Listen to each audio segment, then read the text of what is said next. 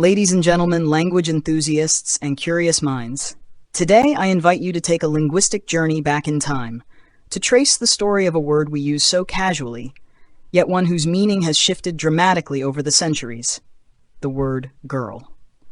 When we think of the word girl today, we imagine a young female, a daughter, a student, maybe a sister or friend. But did you know that just a few centuries ago, girl had nothing to do with gender at all? Surprising, isn't it? The gender-neutral beginnings. Let's set our time machine to medieval England. It's the 13th century, and the word girl, spelled in various forms like girl, gyrle, or girl, simply meant a young person, a child, regardless of whether they were male or female. Imagine calling a boy a girl today, yet that's precisely what you would have done in the Middle Ages.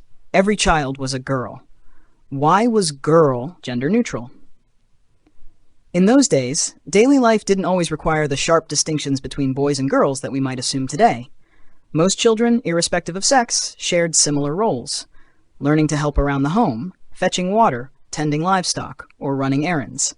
Society's focus wasn't on their gender, but on their age and innocence. Shifting sands of meaning.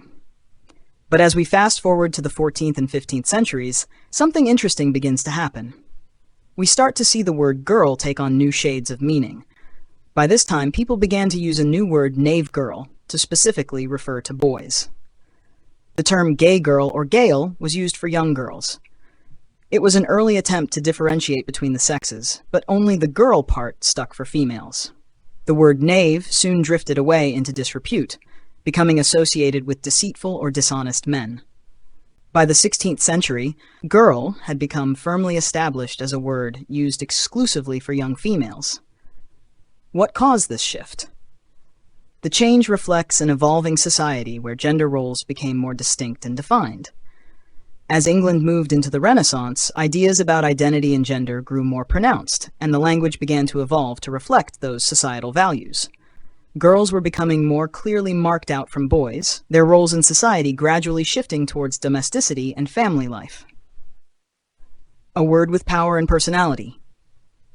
But the evolution doesn't stop there. The word girl continued to evolve, adapting to the times. In the 19th and early 20th centuries, girl began to appear in phrases like working girl, which often had a negative or dismissive connotation, implying a woman of lesser status or a woman in servitude.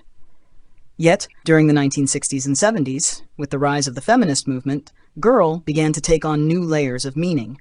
Women began to reclaim the term.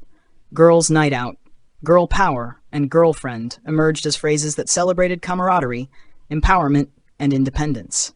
Girl became a term not just of youth, but of energy, determination, and self-identity.